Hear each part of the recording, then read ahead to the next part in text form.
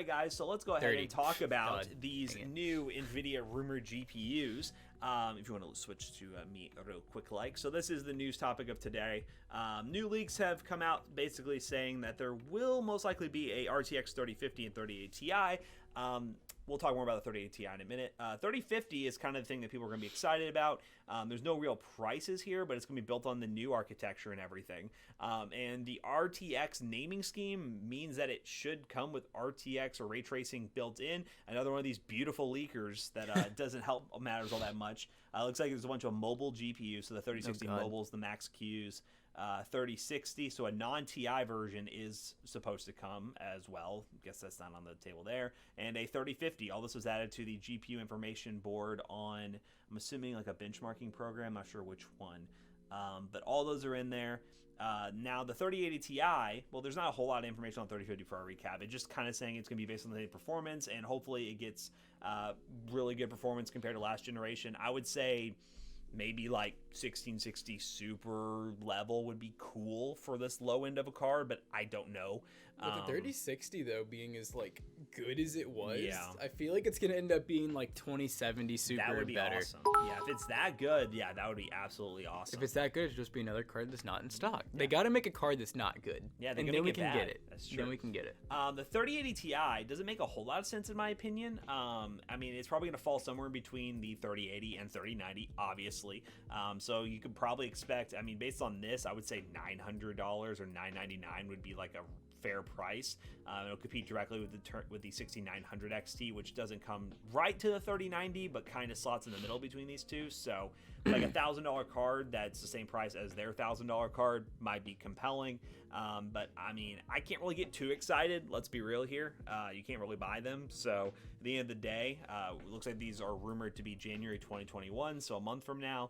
And that includes laptop versions, things like that. So the whole shortage thing ain't going to get any better with this, but they're just going to keep on releasing stuff, announcing stuff, and hope eventually when stock arises that they'll have a good lineup to sell to you people. Which I think after the holidays, after Christmas, after New Year's, I think as long as nothing else hits the fan, I think we're going to start seeing stuff come back in stock at a more normal price. Yeah, hopefully that is the hope. Is any of you still waiting for specific cards, whether it's a 30 series or an AMD card, or are you just trying to see if older stuff will come back in stock, which is what we're kind of hoping for too. But what are you guys waiting for at the moment? So does this mean you were planning a mid-range GPU, maybe one you should hold on for now? I mean, I'm assuming he's saying because of the 3050, should he hold out for something like this if he's planning like a mid-range build? But right now, I mean, the only reason I would say no, I mean, yes and no, but because there's really not much mid-range stuff to buy new right now. Yeah. If you want to go used, you might be able to, but even then, like, we had to do a client build. Jackson can talk about that in a minute. Exactly, Zero Bloom said. Yes. We had to buy a 1660 Ti on eBay for $345 after shipping. Which, like, for people who want a PC now, you just got to pay the premium, but prices on anything right now is expensive. So anything mid-range is approaching like the high-end price bracket, which kind of sucks. What is the best $300 gaming PC or laptop? You're gonna have to go with like an old pre-built on eBay or something. There's nothing like new for that price that could even touch gaming. Yeah, there's just nothing there right now. Feels support, man. What's better than a GT 710 for 3 to 4 monitors? Well, if you're just using multiple monitors, can a 710 go up to 4 monitors? So as GT 710 has 3 outputs, the 1030s typically only have 2. So okay, the GT 710 technically is going to be the cheapest option you can go with that'll support that well. But I mean, if you're wanting 3 to 4 monitors and you're saying what's better, but you're not worried about the price, like get a an actual 580, GPU, yeah. a 570, a 1060, like any of those cards would be 20 million times better.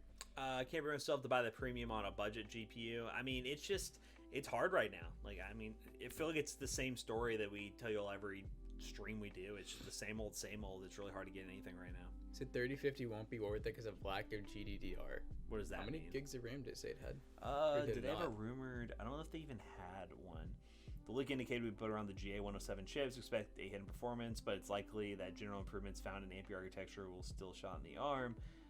Does not say anything. What makes you think that it would have like a lack of I would think a 3050, based on like the 20, I would think it probably has like 6 to 8 gigs of VRAM. Yeah, I would think so. Maybe more. I mean, what's the most powered CPU I compare with a 1660 Super?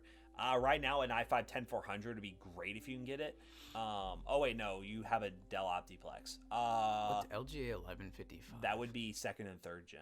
So I mean, 3770 would probably your best bet. And There's I would also try to get that. 3770K. I would try to get that because I mean, you could probably get away with it with an i5, but it would definitely bottom like in a lot of games. Get those 4-cores and 8 threads, you'll have a better experience.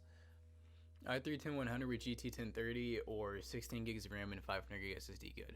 I probably wouldn't do that. See, like that's something that I'm wondering if you're trying to build that or if someone's trying to sell that, because that's like a scam practically. Like the 10100 integrated graphics are probably on par or close to GT1030. So yeah, we wouldn't recommend, like, it doesn't make sense to pair that nice of a processor. Yeah, no. I'm building a front-end PC with a 10400 and a 5500 XT. Nice, sounds good. 8 gigs of RAM. If you're doing 8 gig, or is that an 8 gig 5500 XT? That's fine, either way. But I would try to get 16 gigs of RAM in any PC you do nowadays. A lot of games are like getting close to where even 16 gigs is maxing out. So, do you recommend putting an RX 570 and a new power supply for an Optiplex with an A3-1231B3 or 1650 that doesn't require? I do 1650 that doesn't require external power. You don't need a new power supply if you do that. Yeah, I'd run that route. You technically save money. Yeah. Here, what is this? Expected to feature. All right, what's this? Let me pull up Twitch. You can resend that, please. I will look at that article and see what that has to do with anything. Is the Kraken X73 any better than 53? 73. So what's that number? So the 73s are the newer version of 53. I think it's just the aesthetics of the block. I don't think it really is performance difference. I don't really think any of the coolers have major. You're not going to have any major difference. It recently published that the 301650 Ti both expected to feature G106 graphics for a year. Later focused on the 3050 non-Ti, which is actually the slowest of the 3000 series. I just said RT cores, the entry-level markets. Expected to use such numbers of significant upgrade over the 1650 and 1660 Super. However, it's important to note that NVIDIA doubled the core of the processor for streaming not necessarily double the performance of the processor. Very bottom there, but hence 4 gigs GDDR6 memories to be expected. Okay, so we are looking probably like at a 1650 Super level card then with ray tracing, which is weird. Based on that. 1650.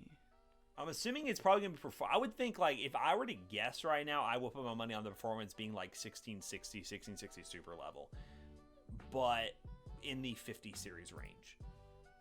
Yeah, I would think that I would say with only 4 gigs of VRAM. If it's only, I agree. If it's only $100 something, and I agree. However, if it's like, I for some reason it needs to be around 120 to 150 bucks for the I feel like it'd be more. Like for some reason 3050 like an RTX card feels like it'd be over 200. If it's over 200, I would expect it to be like 2060, 2070 level. Yeah. So we had the 3050 expected January, the 3050 Ti. There's a Ti, and that's so weird. So that one's like rumored to have 6 gigs of RAM, and then a 3060 non-Ti in January, and then these are all already out.